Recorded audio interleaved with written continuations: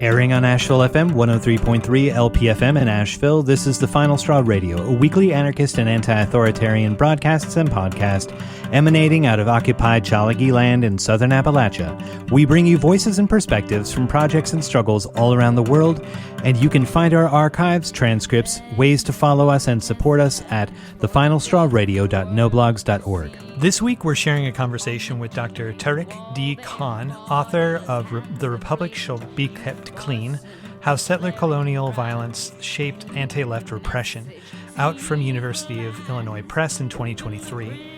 In this conversation, we talk about the connections between the anti-Indigenous motivations of genocidal frontier wars in the U.S.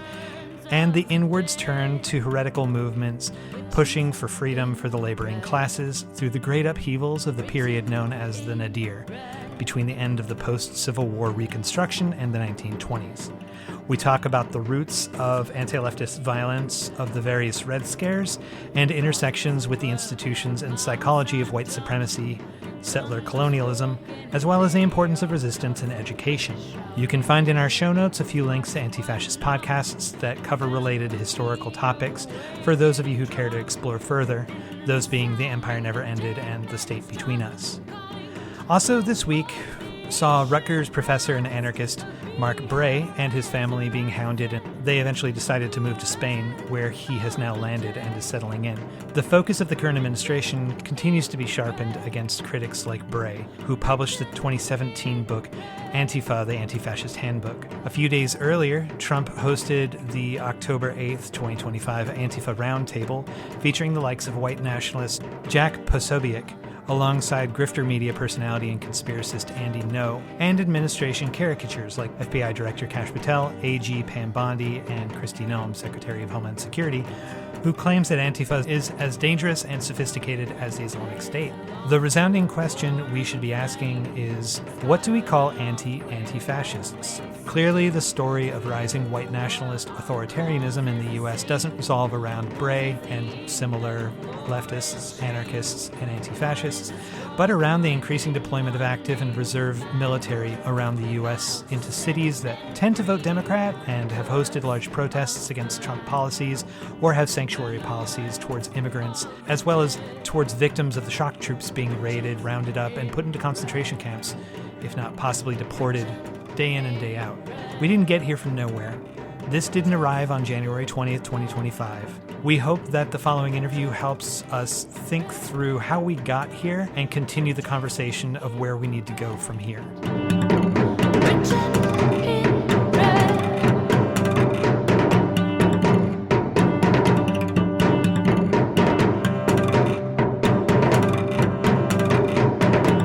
My name is Tariq Khan. I'm a lecturer in the Department of Ethnicity, Race, and Migration at Yale University in New Haven, Connecticut. Awesome. Thank you so much for being here. I really appreciate it, and I really appreciated your book. We're here to talk about the current state of the USA, where we stand politically and with the current crisis, but this is, backed by a lot of the history that you document in The Republic Shall Be Kept Clean, How Settler Colonial Violence Shaped Anti-Left Repression, out in 2023 from University of Illinois Press. I wonder if you could tell us a bit about the book and about the story that you tell in it.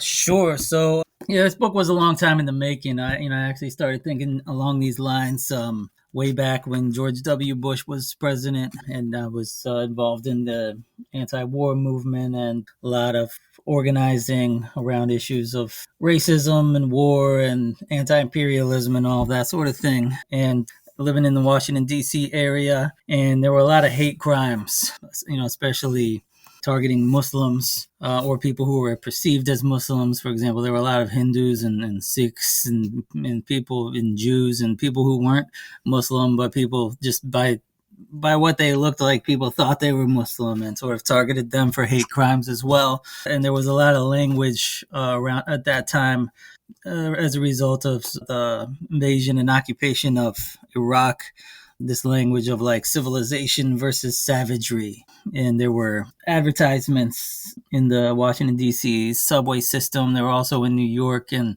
also on some buses in California. I heard that the Zionist group had paid to put up that said, in the war of the civilized man versus the savage, support the civilized man. And groups like the Council on American Islamic Relations and were kind of pointing out to the transportation authorities that, like, this is hate speech. It's going to contribute to a climate that's conducive to hate crimes. And sure enough, like in the New York City subways, in the same place where those kinds of ads were running, a woman shoves this man in front of an oncoming train and kills him. And then when she immediately got caught by police, and she just says, "I've been beating them up ever since they attacked us on 9/11." And there were there were a lot of these kinds of incidences, and it got me thinking about like this language of civilization versus savagery. And so it kind of started just as that, just as an exploration of that language, and then it grew into this bigger project because that led into this longer story of U.S. settler colonialism and how that the relationship between sort of its U.S. Outward imperialism, outward war to inward repression. And that's kind of what the book is looking at is that relationship. It's kind of arguing that these are not separate stories. In labor and working class history, a lot of historians have kind of treated like what they use these kind of euphemisms like westward expansion, and they kind of treat this story of westward expansion as like a different thing, and this sort of stuff going on in U.S. industrial centers as a different story than that. And I'm kind of saying these are actually the same story. So that's sort of what I'm doing in this book. I think that a really interesting thing when you're talking about the outward war and the inward repression, like the book in the title, it talks about anti-left repression, but it also focuses on this settler colonial violence topic. And when you're talking about westward expansion and that period of time, a lot of the political discourse and a lot of the debate at a higher level was about like where are we going to allow chattel slavery to exist? Mm-hmm. Also, there's treaties with these neighboring peoples, and there's the tension and the conflict for the white settler to be able to expand and take more land. Or, a huge amount of the quote unquote founding fathers and the early presidents of the country made their riches off of enclosing, stealing, like emptying to some degree indigenous lands, and then acting, with the support of surveyors to resell that. They became real estate moguls. And so like, I really appreciate the fact that the book doesn't just focus on, leftists have had a hard time, but kind of looking at like why have anarchists and communists been focused on what elements of the American psyche or the US psyche are being activated through this.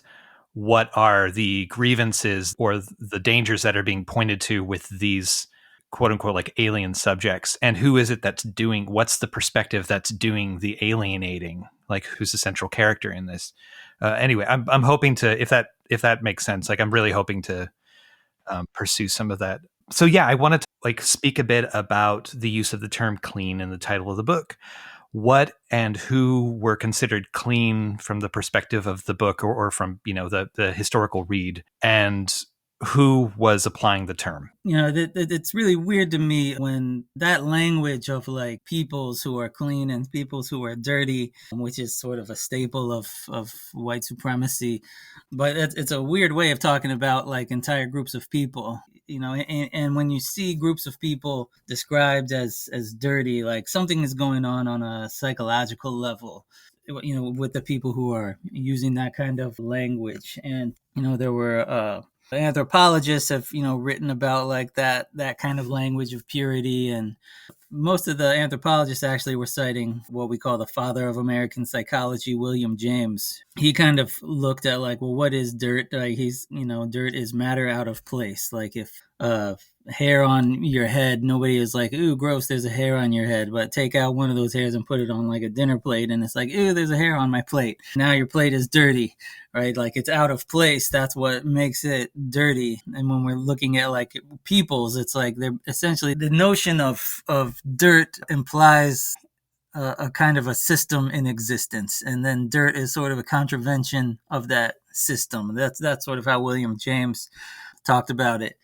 And when we're looking at peoples, essentially when they're calling peoples dirty, they're talking about them as out of place, peoples who don't belong here. So a lot of these migrant groups, coming to the United States, who are dirty peoples, who we need to send them back, or even against indigenous peoples who actually belonged here more than anyone else, and yet they were being called dirty, but they were being described as out of place in time, as belonging to the past, or evolutionarily out of place. And so it becomes the kind of the language. When you see that language of clean and dirty, then it's almost always accompanies genocidal policies of expulsion, containment, extermination, removal. And the title of the book, "The Republic Shall Be Kept Clean," that's a quote from U.S.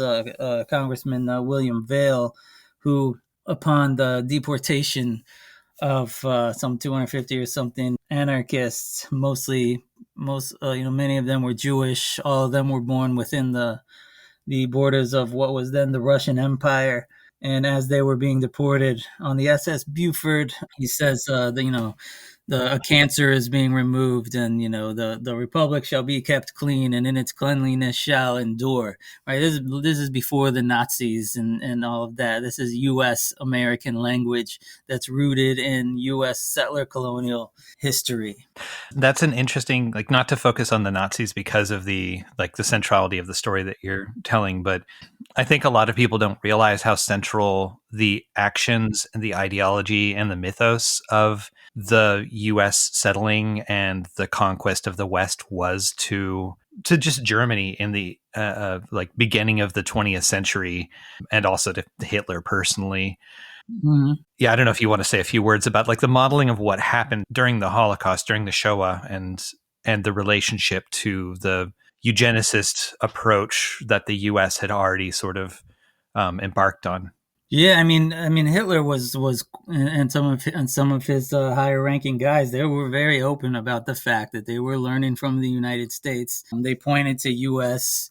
Genocide against indigenous groups as a great example of how countries should be dealing with these undesirables. Even used the language of, in the United States, they have this language of, the white man is taming the Wild West. And Hitler, drawing on that, talked about how, the Nazis are taming the Wild East, looking at sort of, the undesirable peoples that, they're Jews and Roma and all the different kind of groups that Nazis were going after. But they were quite open about the fact that they were learning from U.S. history, but also from U.S. scholars, United States eugenicists. I mean, I'm at Yale University, which was had it, one of the major eugenics research institutes in the world, the Institute for Human Relations. And it also had the American Eugenics Society was right here by Yale. It was all these Yale guys who were sort of involved in, they were the leading intellectuals of the eugenics movement, and they were in contact with Nazi officials. They're, these guys in the American Eugenics Society and at the Institute for Human Relations are writing letters back and forth with Nazis. They're being praised by Nazi officials for the great work that they're doing. And so, it's very well documented, that Nazis were absolutely drawing on U.S. settler colonialism and U.S. racism and U.S. Jim Crow and, all of these things that are, the sort of the unique versions of oppression that existed in the United States. The fascists in Europe were drawing on that and trying to craft policies along the same lines. Yeah, and the Western expansion fundamentally was reflected in the Lebensraum idea that the Nazi Empire had of clearing space for the living room for the people that belonged there, reflecting again the expansion of settler colonies, the pushing of indigenous people into non-existence or across borders or into these reservations, these concentration camps in a way. Absolutely. And I mean, concentration camps, they long predate the Holocaust. I mean, the Spanish colonizers were using concentration camps in the Americas. And later, when the United States is formed, they are also using concentration camps for indigenous groups. And they're using concentration camps in their invasion of Cuba. And when the Nazi concentration camps that we all know of, I mean, even the Germans had been using concentration camps in Southwest Africa in the 1880s, 1890s. This goes back to, in the book, I talk a little bit about Aimé Césaire and his notion of the boomerang effect of imperialism and sort of how Césaire saw fascism. It's basically like when the things that these colonizing states are doing outwardly to colonized populations, to racialized populations, when they'd start doing those same things inwardly within their own countries, then that's what we call fascism. But he says, for the colonized, this is what it's always been. Yeah. I guess to the other side of that question, if the determination that something is unclean, something is dirt, it's because it's matter out of place or it's people who don't belong in a place. Can you talk about sort of the voice of who is speaking the word clean, of what is in opposition, what is considered like who belongs in this place and by what right? Yeah, I mean, everyone all the way from sort of the president of the United States down to your lowest ranking police officers to your Indian agents, they're all kind of using this language of cleansing. You still see it today with police. We'll talk about we're going to clean up the streets. Well, like this is where it comes from.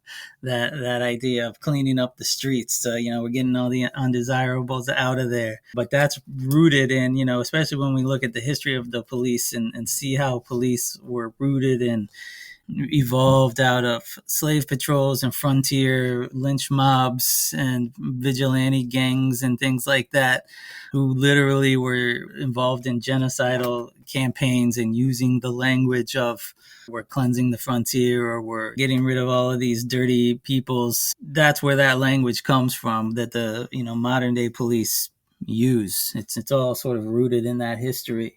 Even the whole idea of the police as like the thin blue line between civilization and savagery, like that's settler colonial rhetoric. Yeah, can you talk a little more explicitly about what the civilization is that they're imagining? Like I know that there's Yeah.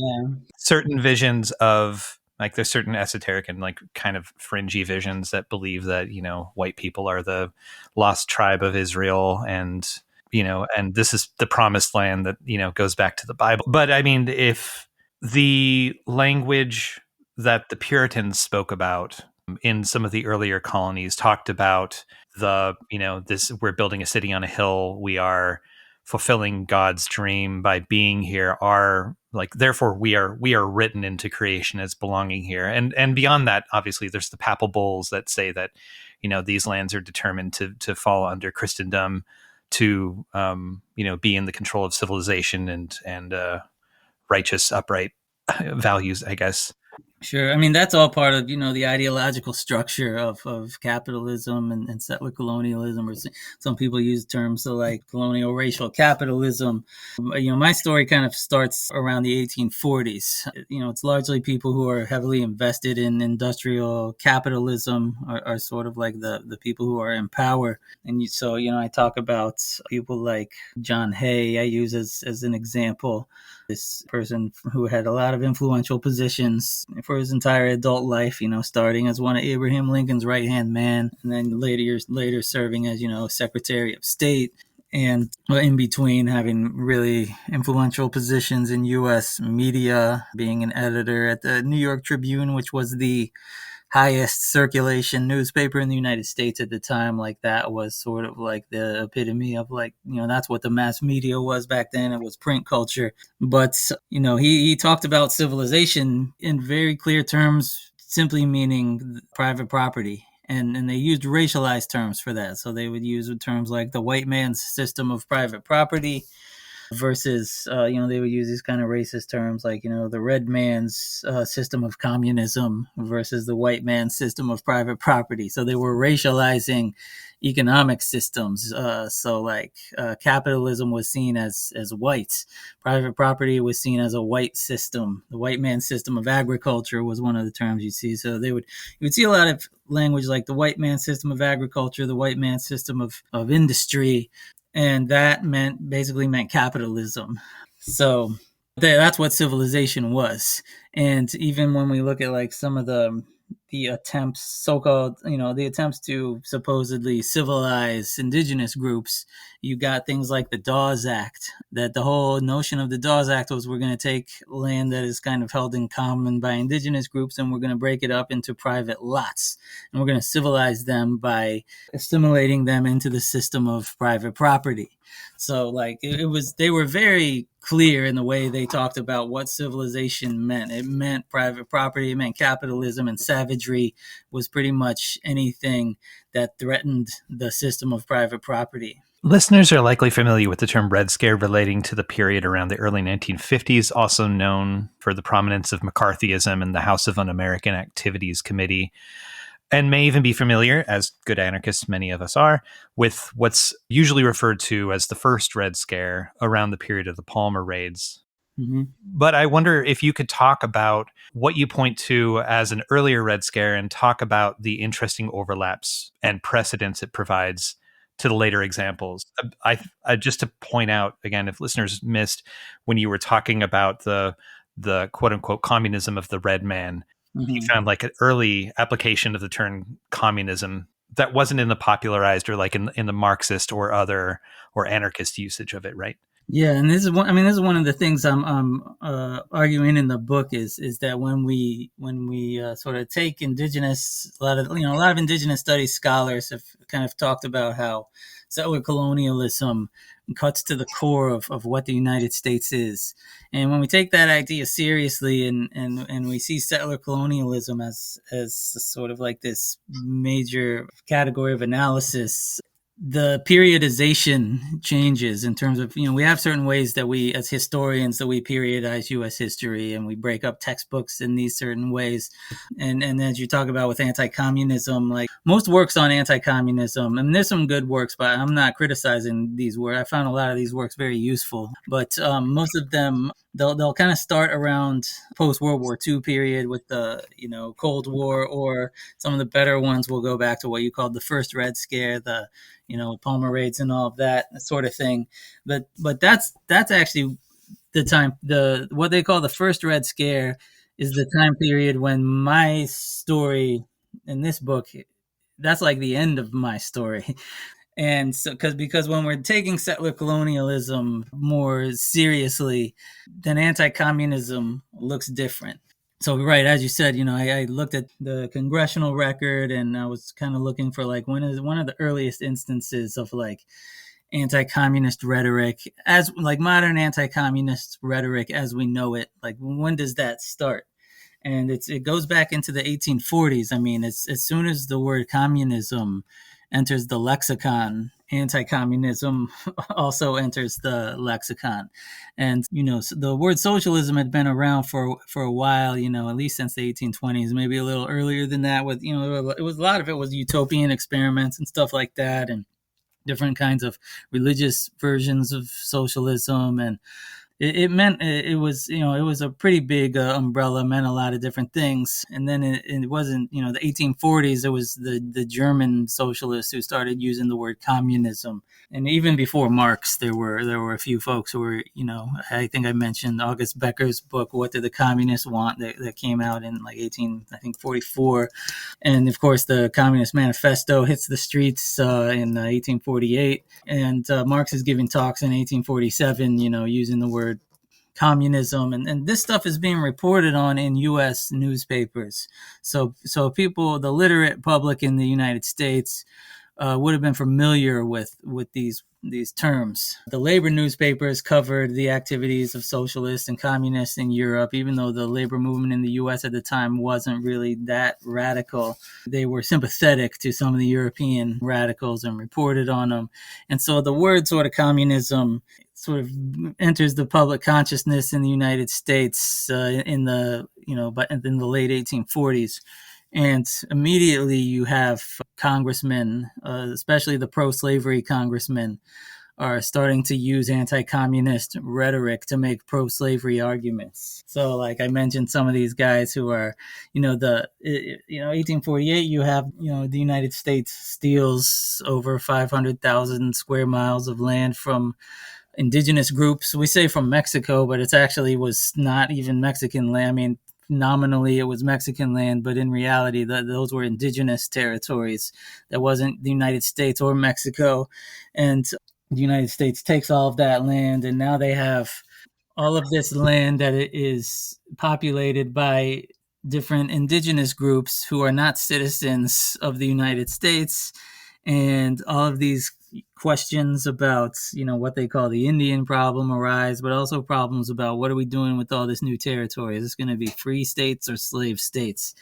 And, the pro-slavery people were really pushing the fear of communism. And so you get these weird, I mentioned in the book this one example from the congressional record where this congressman is using what almost sounds like Marxist language, but he's making he's like twisting Marxist language to make a pro-slavery argument. So Marx was giving talks in, as early as 1847, using language like wage slavery. Right, slavery, but also that the capitalist class or the proletariat and the bourgeoisie, their interests are diametrically opposed. The interests of capital and labor are diametrically opposed. And this Southern congressman, who would later become one of the leaders in the Confederacy, says, look at these northern cities where they have the wage system. You have all of this conflict between capital and labor. And he says, that's because they have the wage system. And so then that's going to become fertile ground for communism to grow. And he says, here in the South, we don't have conflict between capital and labor because enslavers own both. And so we have harmony between capital and labor. And so the best way to protect the United States from communism spreading is to let these new territories be slave states.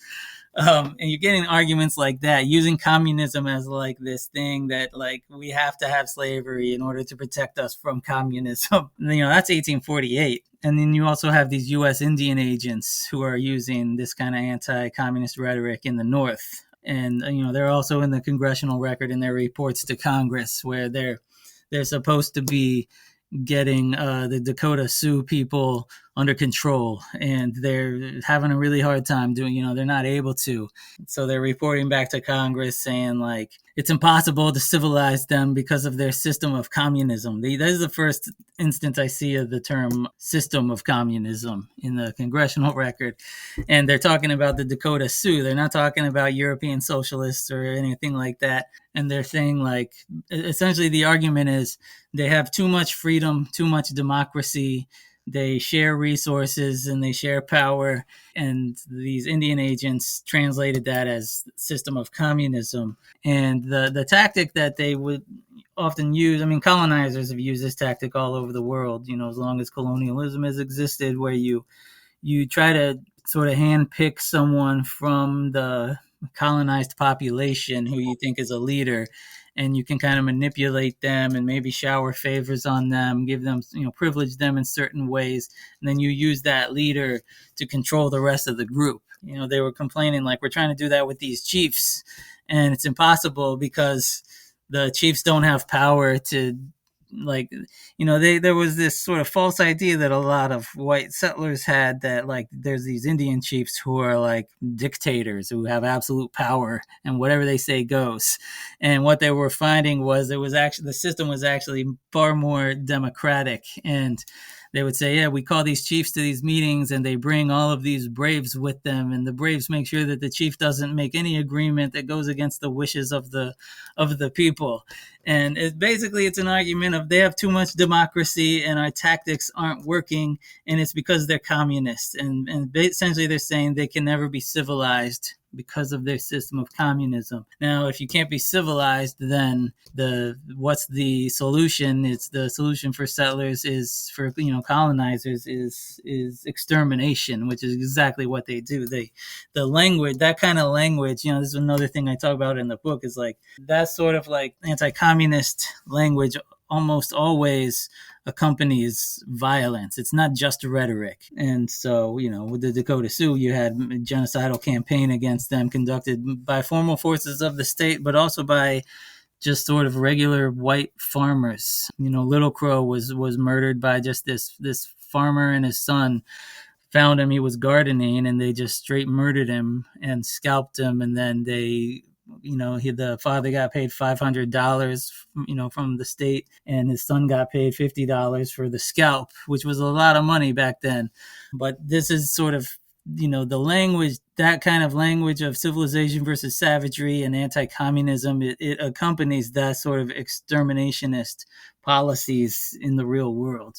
Yeah, I thought it was interesting also how you had pointed to the way that the anti-Indigenous rhetoric swung back in public imagination towards anti-communism, like the portrayal of, following the Haymarket affair in Chicago, the stories that were being told, the books that were being written by people that were in, like, including, I think, the chief, but, historical reviews by the department's historians, the Chicago Police Department's historians, of what policing around the era of these massive strikes was like, and referring to it constantly as the Wild West, and referring to, like, not only calling communists or anarchists or socialists by the color of their flag red, but also basically calling them indigenous and red in that racialized way.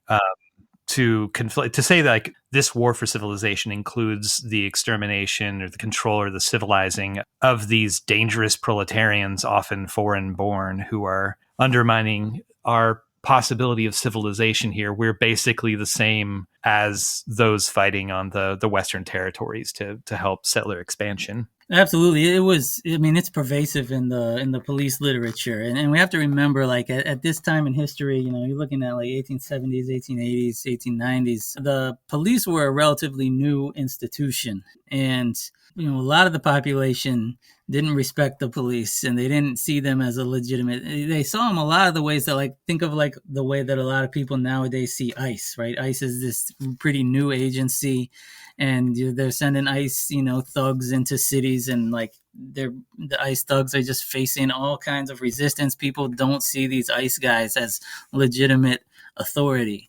That's kind of how these first police departments were in the 19th century. And so they were constantly fighting this battle for legitimacy and fighting this public relations battle. And in the United States, because settler colonialism is so core to U.S. culture and politics, the police very explicitly liked to cast themselves as kind of like the hardy white men of like the dime novels, and the Western stories of all these, the hardy white men taming the Wild West. The police sort of put themselves into that same narrative as a way of making them seem more legitimate. I mean, the book, History of the Chicago Police, written in, the late 1880s, put out by the Chicago Police Department itself, it straight up uses that language. It says, the first police in Chicago were the men of Fort Dearborn who were fighting the Indians. And, now we're fighting the anarchists. Nowadays, the anarchists are our Indians. Like, they use that kind of a language. And they quite correctly actually pointed out that the origins of the Chicago police were genocidal frontier, Indian killers. So Fort Dearborn was established in 1802 or 1803 for the express purpose of exterminating, that's the language they used, exterminating indigenous groups from the region to make it safe for white settler colonization. That's the origins of Chicago. And the police point to that as like, that's the origins of the police. And then Captain Shack, in his very influential book on anarchists, used language. I mean, he was also very explicit where, he would say, oh, like a like a drunken Comanche about to attack the home of a helpless settler. The anarchists surrounded the police station. Like he used that kind of language, and then he would say, with these Chicago Reds, and he would use this term Reds, and at certain points it wasn't clear like which Reds are you talking about, because he was going back and forth between indigenous references and anarchist references, and he's using the term Reds for both, and it becomes at some points it's like you don't know which Reds he's talking about. So throughout the book, you repeat the point that the anti-Black and anti-Indigenous violence that have been wielded by the state and powerful classes since the foundation of the British colonies, and depending on where you are, I guess also the Spanish or the French, have different motivations and limits than those imposed on political radicals in a lot of cases, though sometimes it's overlapping motivations and language. Can you talk about the importance of distinguishing differences between class hatred and race construction in U.S. history? Sure, and the line between these categories of race and class is not a hard line. Certainly not in U.S. history, because class has often been a racialized category. I mentioned Walter Rodney in the book, but Walter Rodney talked about this in the case of Guyana, where he's talking about like how do we sort of construct race, and he's making sort of a Marxist argument that it's that mode of production, the mode of production of a society conditions how a society constructs race. And so race and class are always sort of co-constitutive and connected. Fanon also talks about race and class as co-constitutive categories. In the case of, Walter Rodney gave one example of the racial system in Guyana, where you had Black landowners who exploited Black workers. You had Indian landowners who exploited Indian workers. You had white landowners who exploited many different racialized groups of workers. But then you had, when the British brought in like Portuguese from the Azores and basically like landless peasants came into the society as bonded laborers. And Walter Rodney talks about how the Portuguese were considered a separate race from whites. And he says, why were they considered a separate race from white? Was because they came into society in that position of subordinated labor, which marked them off as a separate race, because white was the landowners, and these were not landowners, so they couldn't be white in that case. Or in the United States, we had a similar phenomenons with groups like, at certain point, there was a point at which Irish were considered something other than white, right? That was a process. Noel Ignatiev's classic book, How the Irish Became White, saw a similar thing with Italians who came into the society as subordinated labor and were considered something other than whites. And the process of becoming white was also a process of upward class mobility. And so I don't really conceptualize like a really hard line between like class and race. We always have to talk about these things as sort of co-constitutive categories that sort of condition and produce and reproduce each other. But I say this at a few points in the book, though, because I don't want to be misunderstood.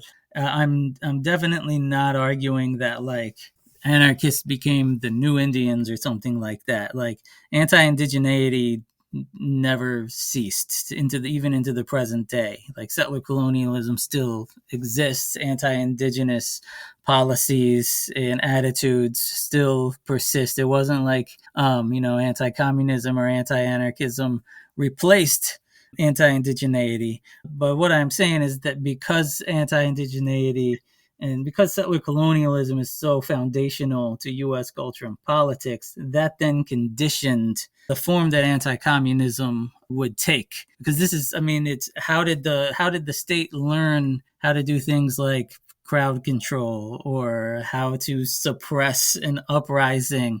They learned that through their anti-Indigenous violence. And so the anti-Indigenous violence became kind of like the template then for how you can deal with these multiracial crowds of what the police called whooping anarchists in cities like Chicago. Yeah, or the lineage of the police coming out of like slave patrols or the control of Black enslaved populations in many parts of the country. Sure, and I mean, even in terms of like who are you allowed to use, just like the types of violence that they used against labor strikes and things were the same tactics and even the same weapons, and in some cases the very same units, military units, that they were using in the so-called Indian Wars. I mean, during the 1877, I have a chapter on the 1877 railroad uprisings, because I see 1877 as like a really significant year for a few reasons. But they're pulling units who are involved in indigenous extermination, and they're pulling those units away from the so-called frontier back into cities like Chicago and Pittsburgh, and places where the railroad uprising is going on. And those same units who had just been attacking indigenous groups are now using their same weapons, their same artillery rounds, their same rifles, their Gatling guns. I write a lot about the Gatling gun.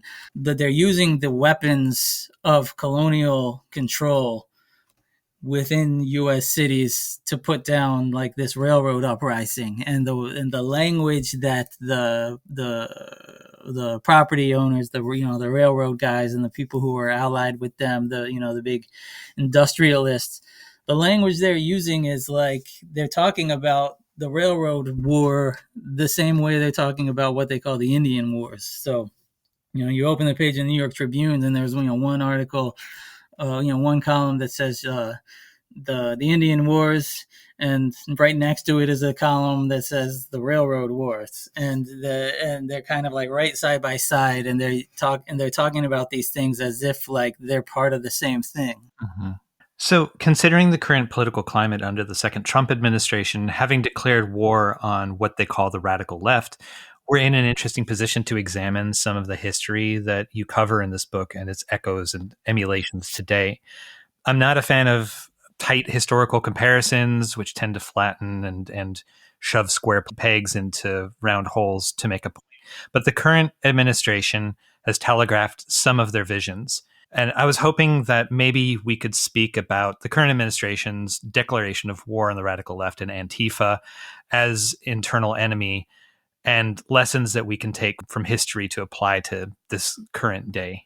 Mm-hmm. Yeah, I mean, somebody like, I was writing this book during Trump's first term in office, and I felt like so much of the history that I was writing about was playing out in real time with a lot of the stuff that was going on.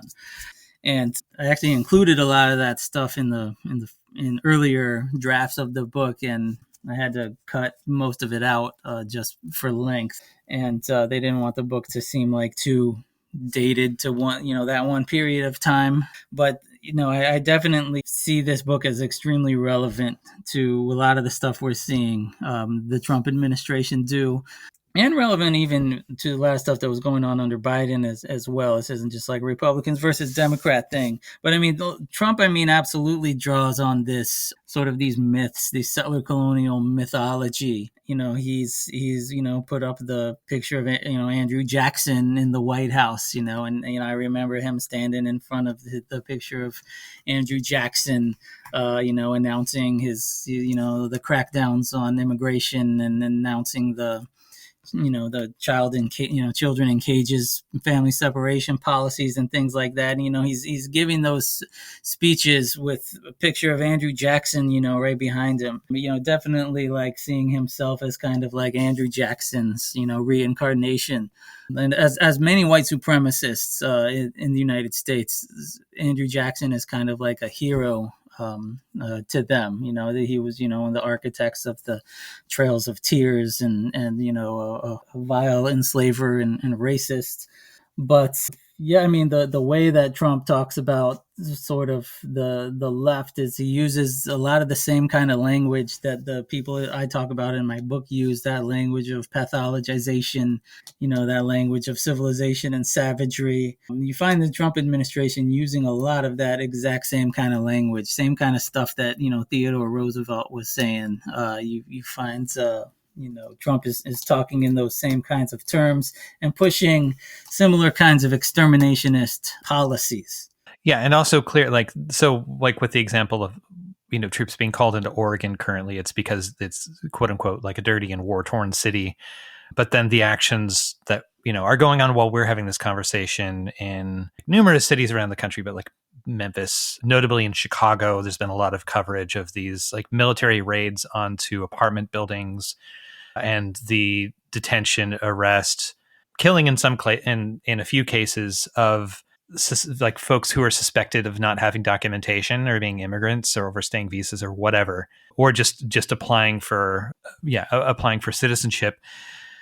That language is still being employed in a very similar way as to what you document in the book in terms of justifying the sort of violence that was being brought against Indigenous communities throughout the majority of the U.S. history. Sure. I mean, like, how can you justify, like, just straight up, essentially what we're seeing are straight up just military invasions of U.S. cities ordered by the President of the United States. And a lot of people think that this is a new thing, but it's not a new thing. They were doing, in the time period I'm writing about in my book, they were doing similar things, sending just troops into cities to restore order and essentially carrying out campaigns of ethnic cleansing. And that's what I see ICE is doing. ICE is a force of ethnic cleansing. I mean, they're grabbing people who are, have green cards, people who are here legally just based on what they look like. I mean, we've had people, put into immigration detention who are documented. They're not even going after just undocumented people. They're going after people who look a certain way. Or had citizenship. Absolutely. There's people who have citizenships. There's people who are military veterans who've been scooped up, by ICE, who are just doing this ham-fisted kind of repression, very similar to the kinds of stuff we saw troops doing in cities in 1877 and in the 1880s and in the early 20th century. A lot of the cases I write about, you see similar things to what we're seeing now, and the importance of recognizing how important it is for, I think, people who are trying to fight this kind of repression to be in solidarity with anti-colonial struggle. When we're not in solidarity with anti-colonial struggle and don't recognize the connections of what we're seeing to this larger picture of empire and settler colonialism, we end up in a weaker position. A really solid example of this is look at Trump's attacks on universities. Those attacks started while Biden was president of the United States, and it was the attacks on the pro-Palestine student movement. And it was, your good sort of liberal centrists were the ones who were calling on the state to crack down on these universities. And Democrats were part of that crackdown on universities. So then when Trump came in, he was so much better positioned to attack universities because these Democrats who were not in solidarity with Palestine's anti-colonial struggle had already put the universities into a weakened position, and everyone was in a much weaker position to fight back. So that, I think that's one of the lessons of the book is we have to look at that bigger picture of colonialism and imperialism and whatever our movements are, whether we're talking about, the labor movement or something like this, that it has to be in solidarity with anti-colonial struggle and anti-racist struggle. Yeah.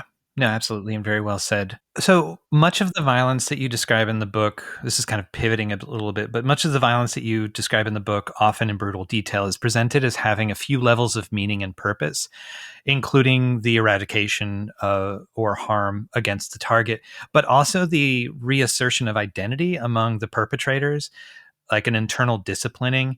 Can you talk a bit about this role in lynching, and additionally the relationship between vigilantism and legal application of force in the implementation of so-called U.S. civilization? Yes, absolutely. This is one of the arguments of the book I'm making is that the sort of the right wing mob or the vigilante mob, whatever you want to call it, is the cutting edge of official U.S. policy.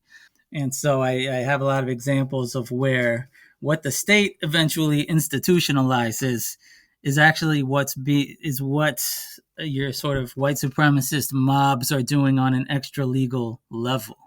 So so much of the sort of genocide against indigenous groups was not carried out by the official forces of the state. It was carried out, but just by armed settlers. And the leaders back then understood that. Theodore Roosevelt, absolutely, understood that. He wrote about back in the 1880s, before he was president, and Theodore Roosevelt put out, Theodore Roosevelt wrote volumes of books on U.S. history. He was somewhat of a historian himself, though his books are saturated with racism. He was a hyper racial thinker, and just obsessed with racial difference and racial categories.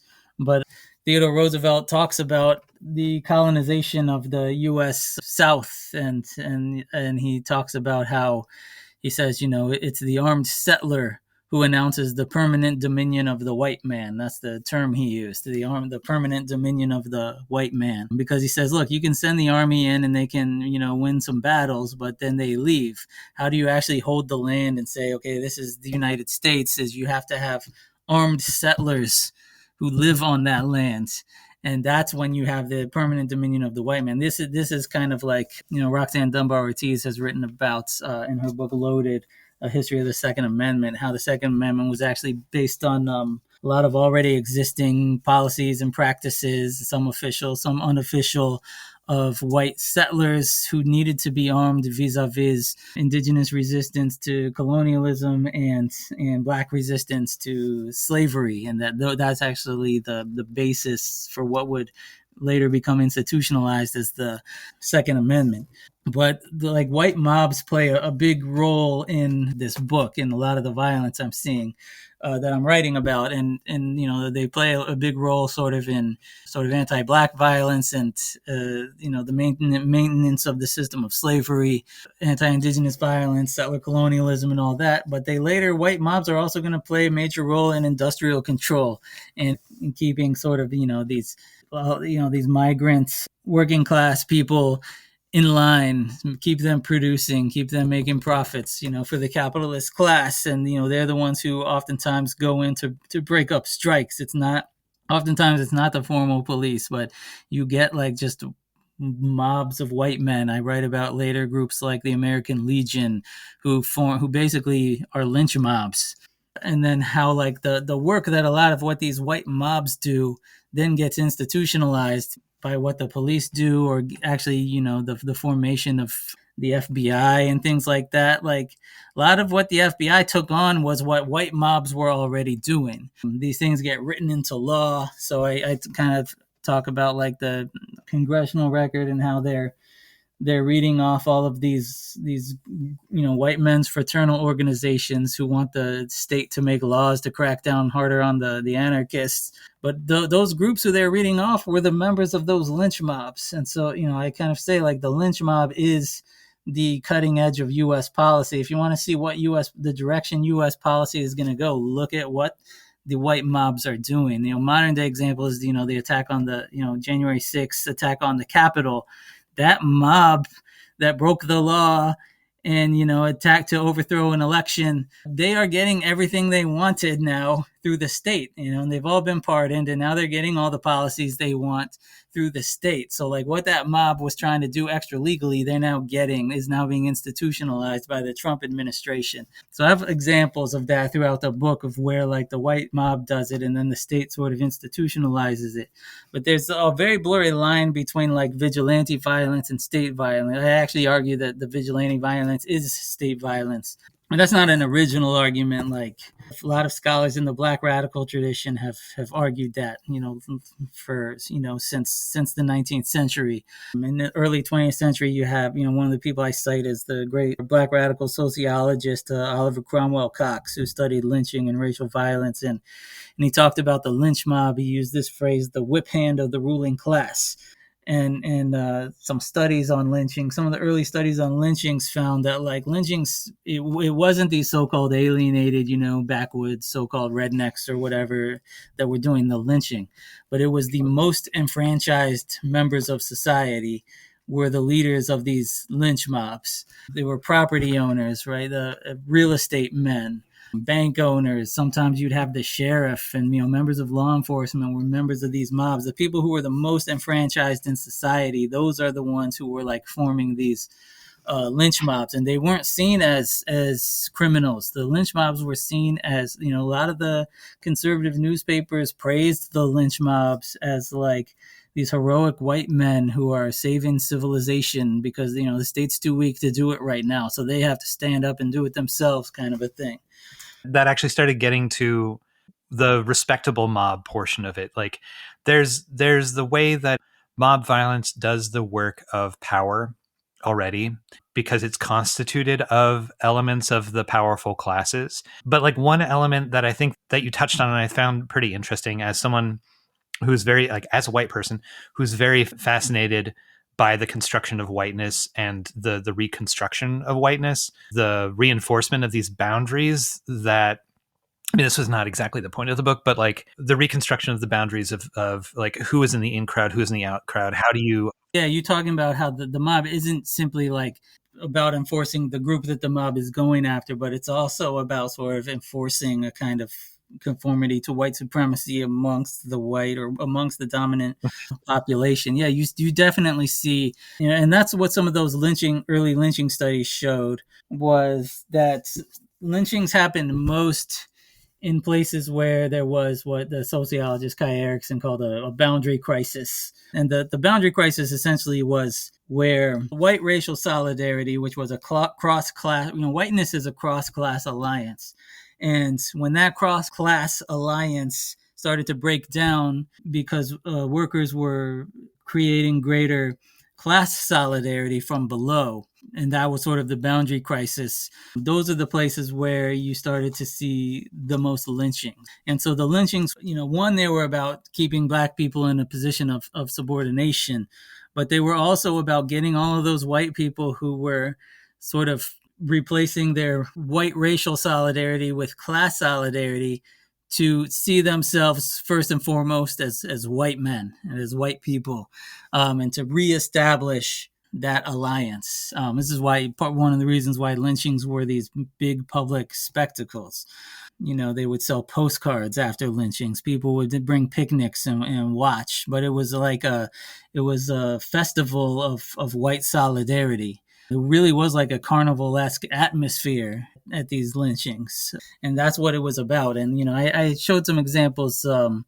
One example I used was in San Diego, 1912. I have a chapter on that, and hundreds of wobblies were subjected to these lynch mobs. Some of them were disappeared. Lots of them were tortured, sexually assaulted. Men sexually assaulting other men, and talking about sexual assault as a tactic of colonial control and of capitalist control. But in the mob, there were some people who were like supporters, and the mob would like beat those people down. So, Emma Goldman came to speak at one point, and the mob showed up to stop her, and there were people who were there to cheer her on, and the mob basically like whipped them into shape. Like those were white people, and it's like, you're not supposed to be acting like that as a white person.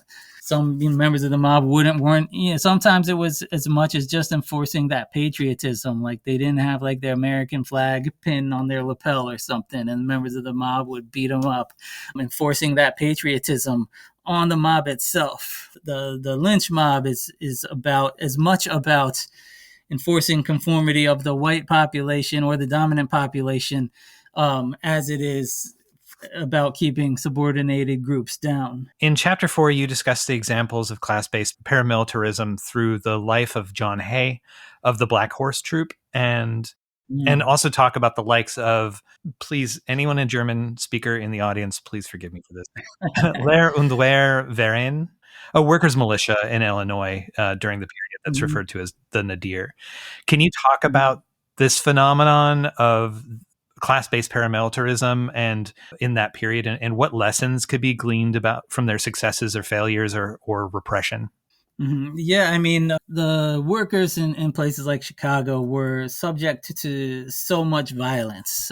Sometimes it's hard to exaggerate how violent U.S. history is. But, workers would, get together, go on strike, form a union, whatever. They would always be met with just brutal violence, sometimes of the police, sometimes from private agencies like the Pinkertons, or, strike busting agencies, sometimes just by vigilante gangs. And they were just under constant threat. There were instances in which workers were lynched, were murdered, and so in self-defense, they started to form their own militias. We think of the militia movement nowadays as like a right-wing phenomenon, but there was a time when the militia movement was a radical left thing. It was a lot of the socialists, the anarchists, the labor union guys. And so, yeah, they formed these. Chicago had a few different like socialist and anarchist militias. The Haymarket Martyrs were involved with these militias. They would go out on like their one day off from work, on Sunday or whatever, and do practice drill and learn how to use different weapons and things like this. And the idea was they were training for when we go on strike, we have to be able to defend ourselves because they're going to attack us. And they're going to attack us with lethal force as they have been doing, and we need to be able to respond with lethal force.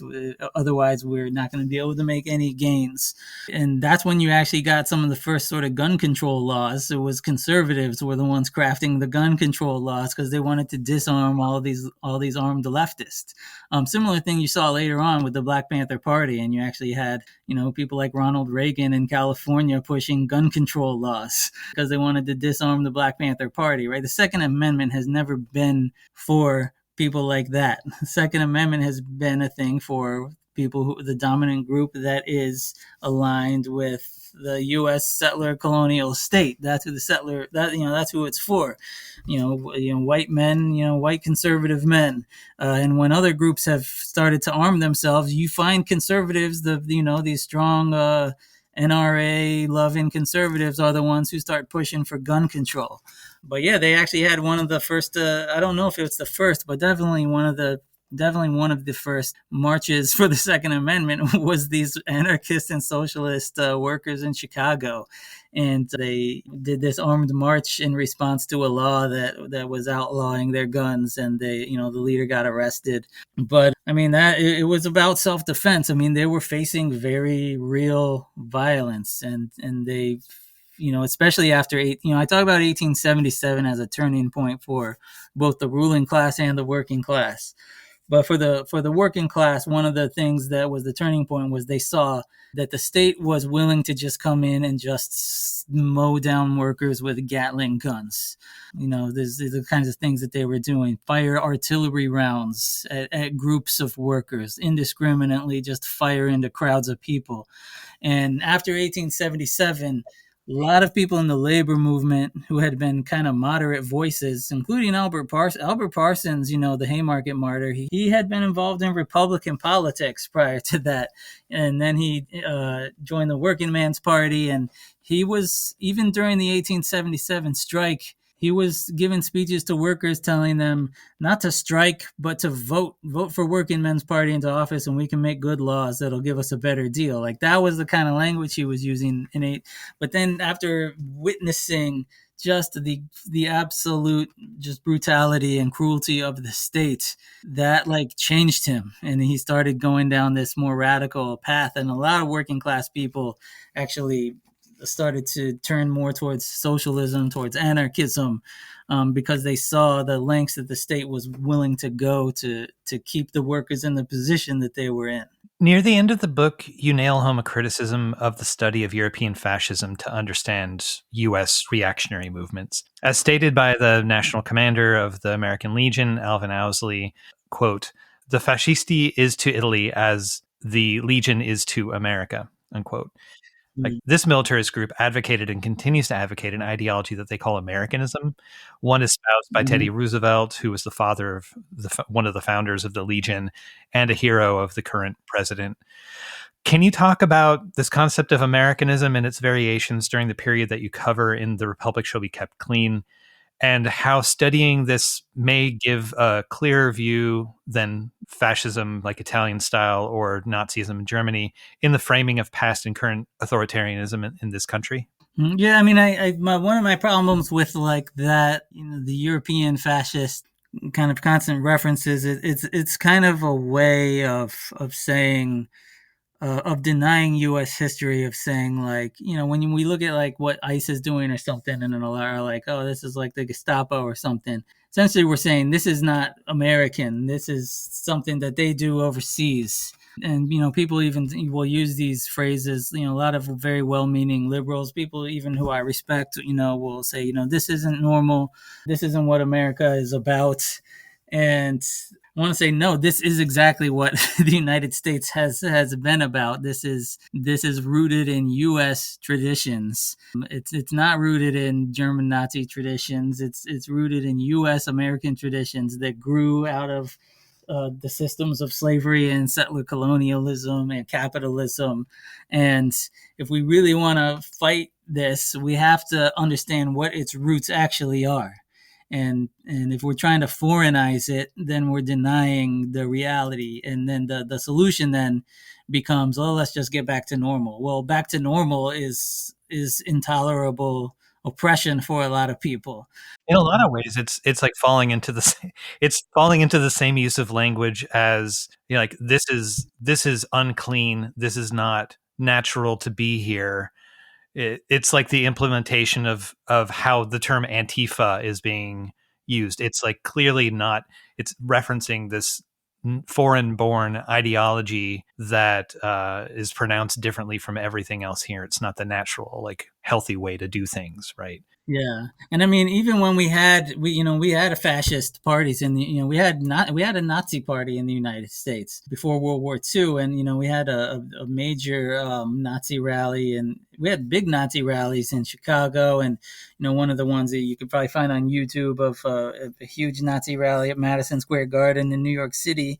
But those Nazis, even those people who called themselves Nazis, were very much drawing on U.S. American traditions. They didn't call it a Nazi rally. They called it a pro-America rally, and they had a big like pictures of George Washington and a U.S. flag, and they were very clear that we're drawing on like U.S.'s own colonial history, even in how they envisioned their own Nazism.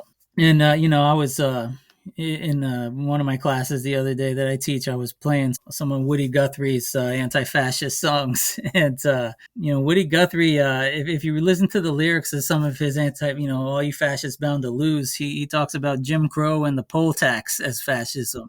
He's not just talking about what's going on in Europe. He's looking at U.S. Jim Crow racism as fascism, quite correctly. And his other song, Tear the Fascists Down, he uses Civil War language when he's talking about the fight against fascism. He says our union is going to break them slavery chains. Like, that's like he was putting it in an American context of like the Union versus the Confederacy. And he kind of saw that somebody like Woody Guthrie looked at the fascists in Europe and said, these guys are a lot like these American Jim Crow Southerners who we run into. But it's important to remember that like this stuff grows out of U.S. American traditions.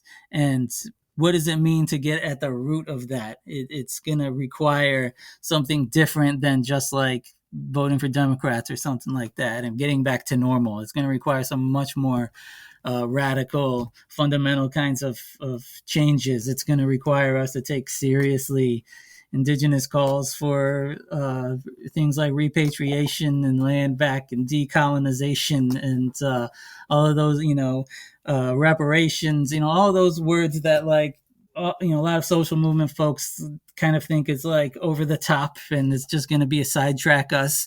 Like that's actually central to what the kinds of changes that we need. So I see the story motivating much of the settler state and vigilante violence through the period that you describe until today as shifting back and forth between a tale of the white man's burden to a fear of great replacement. The prime mover against order shifting between masses of vicious barbarians with agency, like some sort of natural force that need to be beaten back, and shifting over to a cabal of outside agitators with ill intent. Could you talk about this story of the dangerous other, what it says about those who feel it, and what lessons can be taken in struggle against the motivation? Sure, and I mean, a lot of those things happen right at the same time. I mean, the white supremacy and like these systems, these intertwined systems of capitalism, white supremacy, settler colonialism, empire, all of this stuff. It's riddled with contradictions. If you're looking for like a logic to it, the only logic to it is power of the dominant group, and they're going to use any arguments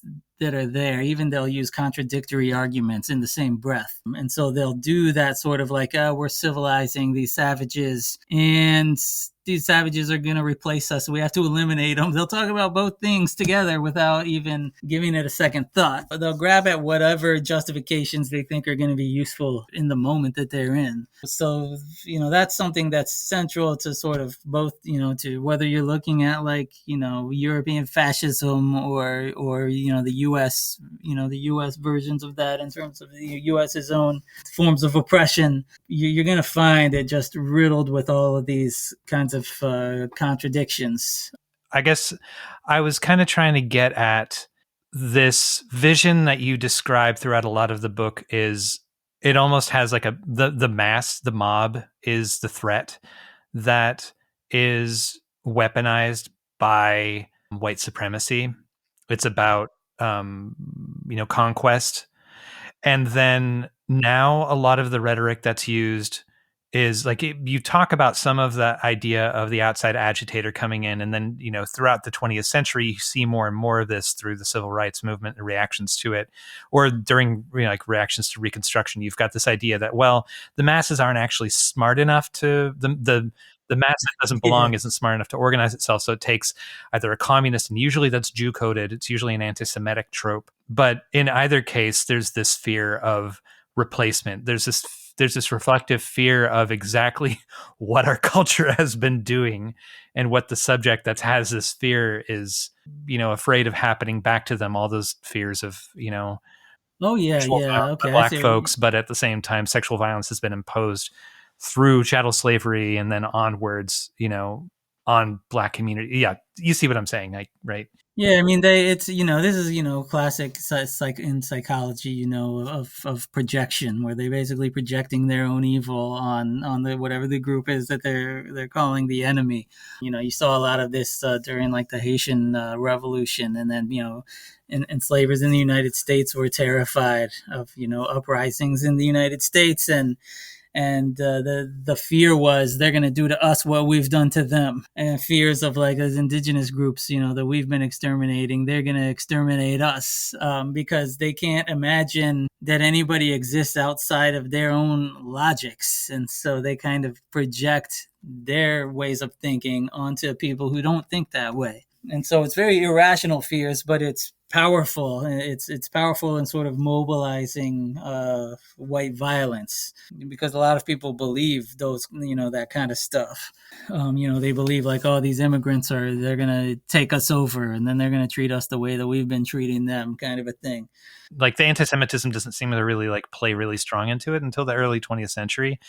And that's after the Protocols was published by like the Russian, the Tsarist police and whatever.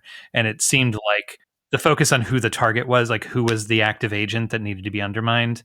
Like the story came about like, well, Black folks would be fine on their own if not for being, all stirred up by this communist stuff that's happening. We had a right. Yeah, I mean, absolutely that outside agitator narrative. I mean, and that goes back to slavery. I mean, if everybody you're enslaving are rising up in rebellion, well, how do you explain it? If you're trying to say that slavery is this harmonious and good system, and that it's where it's good for Black people, and yet it's the natural order, and there you even had scientific explanations of like the white man is designed, scientifically evolved to lead, and Black people are scientifically sort of evolved to these servants and all of that sort of thing. And yet they're rising up in rebellion. Well, one, the obvious explanation that something is wrong with your system and that you're mistreating people, you can't admit that.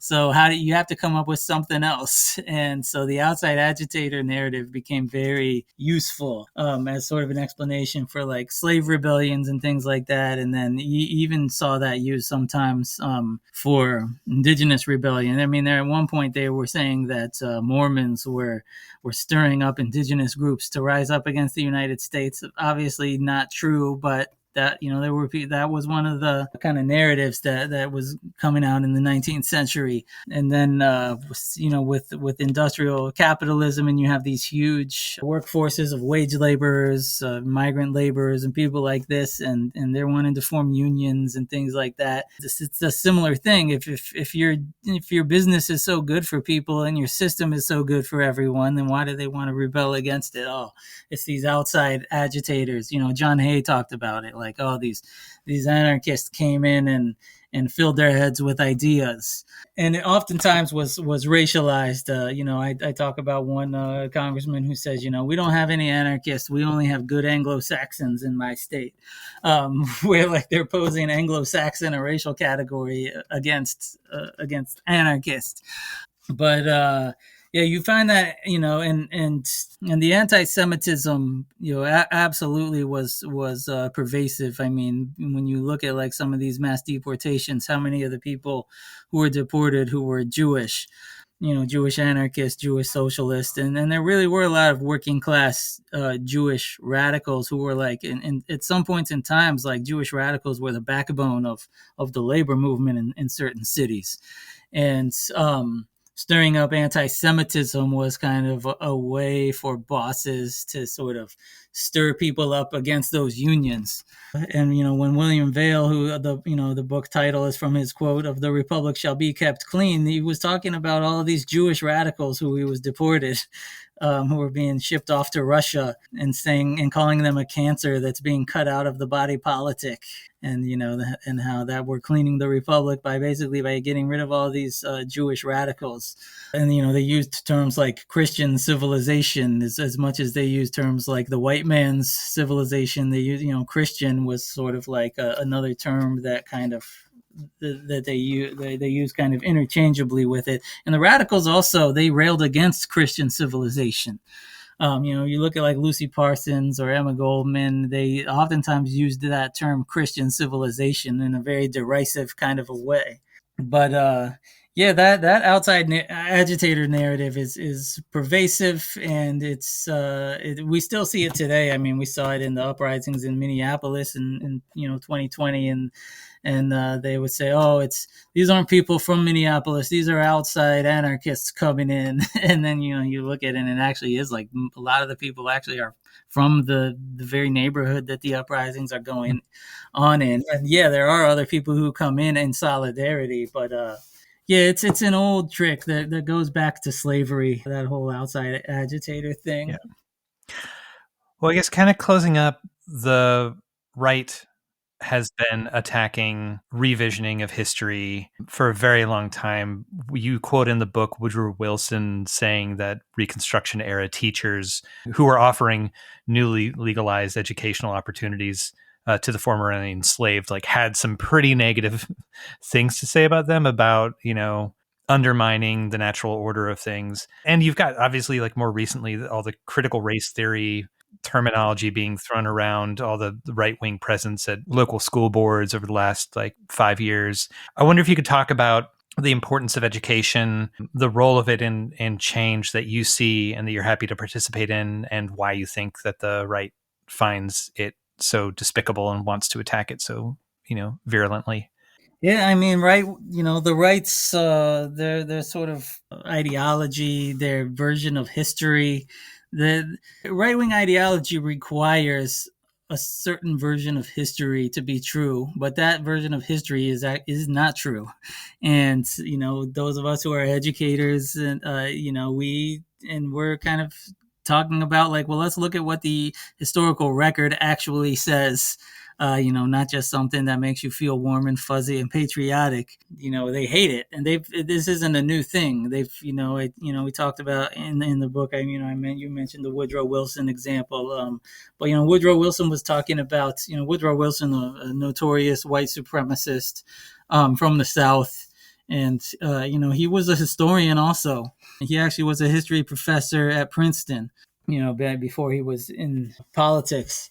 And he wrote volumes of books on U.S. history, similar to Theodore Roosevelt. His books are just dripping in unexamined white supremacist premises.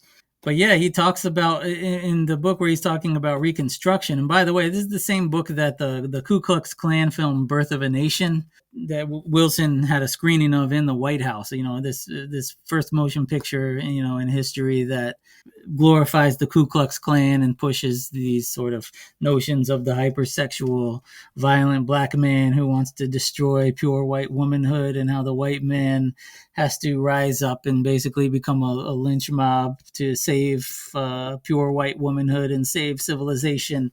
The Ku Klux Klan are the protagonists of this film, and Woodrow Wilson loves this film. But the intertitles of the film in the beginning, it's a quote from Wilson, and that quote is from this same book that he wrote, where essentially Wilson is defending white supremacist vigilantes, right? So after, as a white supremacist reaction to the progress of Reconstruction, the white supremacists formed all of these terrorist groups. That's literally what they were. They were terrorist groups, like the Klan. There was a bunch of other ones, the Knights of the Pale Camellia, the Pale Faces. They had a bunch of different names, and essentially they just carried out campaigns of terror to reestablish white supremacy against the progress of Reconstruction. And Woodrow Wilson is defending these terrorists, describing them as misunderstood white men who are the real saviors of the South.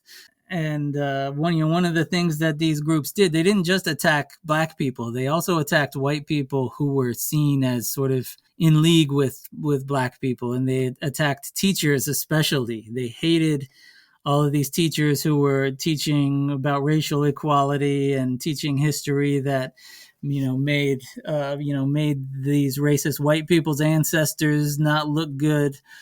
And they interpreted this as, these teachers are teaching students to hate white people, because in their mind, they're teaching people to hate black people. And so they can't fathom that other people don't exist within that logic. And so, they kind of see everyone as having the same motivations they do. So, but one of the things they did was they would specifically target teachers. They, in some cases, straight up lynched teachers. And Woodrow Wilson was defending this as necessary. And, these are basically atrocities committed against teachers. And this modern day stuff that we're seeing against, critical race theory and DEI and all of that stuff, like that's, the people who are pushing that are the ideological descendants of those white supremacist vigilantes who attacked teachers. They have the same worldview. They're motivated by the same kinds of ideological commitments. And I think it's important for educational institutions really need to stand up to this. If they tell us, hey, you need to cut everything that has to do with race or gender, institutions should say, we're going to bolster everything, that we're going to have more classes on race and gender. We're going to fund those departments more than we fund them now. We're going to strengthen them. That's the way to react. When the administration comes in and says, hey, you got to cut all this stuff or we're coming after you, we say, we're going to increase all this stuff. And anytime you come at us, we're going to increase it more. Like, we need to have a backbone and stand up to these thugs. Like, they're really just trying to stomp all over education because they know that they are losing the youth. There was a poll of incoming, I'm at Yale, we had a poll of incoming Yale students, and the vast majority of Yale students considered themselves politically on the left, and a huge chunk considered themselves radical left. and only a very small minority who considered themselves conservatives. And they know they're losing the youth. And that's part of like this crackdown is they want universities and high schools to be right-wing indoctrination centers. And in some cases, they are turning them into just that. Like a lot of schools are kind of just folding under the pressure, including Yale in some ways. But we really need to just have a backbone and be like, no, you know what? We're gonna teach more of this. You know, you want to come at this. You know, if you're coming at this hard, it must be pretty important. Like, let's talk about race and class and gender and empire and colonialism, even more than we do now. Yeah. No, I appreciate you saying that. Dr. Khan, is there anything that I didn't ask about that you want to mention while we're on this call? No, nothing really comes to mind just this moment. Do you have any new works coming out? I'm working on something now dealing with psychology and counterinsurgency, but it's a ways off. That's exciting, though. And I'm excited to check it out at some point. Thank you so much for this conversation. I really appreciate the book, and I appreciate you taking the time for this and the work that you're doing. Yeah, thanks so much for having me on. If you want to support The Final Straw Radio, you can subscribe to our podcast via various streaming platforms, follow, rate, and share our materials online, and learn more at tfsr.media. And if you'd like to fund our transcription work that allows for easier translation, more accessibility of content, and the zines that we produce for each interview, consider picking up some merch from us or making a one-time or recurring donation via PayPal, Stripe, Venmo, or LibrePay, or joining our Patreon to access early release content and other goodies via the links that you can find at tfsr.media/support. Finally, if you'd like to hear us on your local radio station, visit tfsr.media/radio to find more info or reach out to us for some help. Thanks for listening. The Final Straw is a proud member of the Channel Zero network of anarchist podcasts, and here's a jingle from another member of CZN. Hello, Inman here from Strangers in a Tangled Wilderness, an anarchist publishing collective that's been putting out work for over 20 years. We just put out a new book, and we think you're really going to like this one. Orso, Wartime Journals of an Anarchist, contains the first-person narrative of Lorenzo Orsetti, also known as Heval Tekosher Peling, now Shahid Tekosher, an internationalist soldier in Rojava. Orso's journals were originally published in their native Italian following his death, and we have the great honor of publishing the first English edition. It's through our devotion to each other that we, all of us, live forever. This memoir is a story of the everyday bravery that not only defeated the Islamic State, but proved that a better world is possible and within our grasp. That's what Margaret Killjoy had to say about the book. What will you say about it? If you want a sneak peek for free, you can read the essay Martyr Culture by Sarah Bloom, which accompanies and helps contextualize Orso's journals. You can also hear an audio feature of the essay, as well as my interview with Sarah about her essay on the Strangers in a Tangled Wilderness podcast, or Live Like the World is Dying. Find it all at tangledwilderness.org. And remember, every storm begins with a single raindrop. Try to be that raindrop. Orso. This is The Final Straw Radio. The show will later be archived at thefinalstrawradio.noblogs.org, and you can email us with questions and suggestions at thefinalstrawradio@riseup.net or thefinalstrawradio@protonmail.com. If you'd like to use any episode for your project or radio show, feel free to do so. Just send us an email to let us know. If you care to, you can send us letters at TFSR, P.O. Box 6004, Asheville, North Carolina, 28816. Programming support is brought to you by Firestorm Books. Located at 1022 Haywood Road in West Asheville, Firestorm is a bookstore and social movement space owned by its workers, in operation since 2008. Their event calendar and complete catalog of books can be found online at firestorm.coop.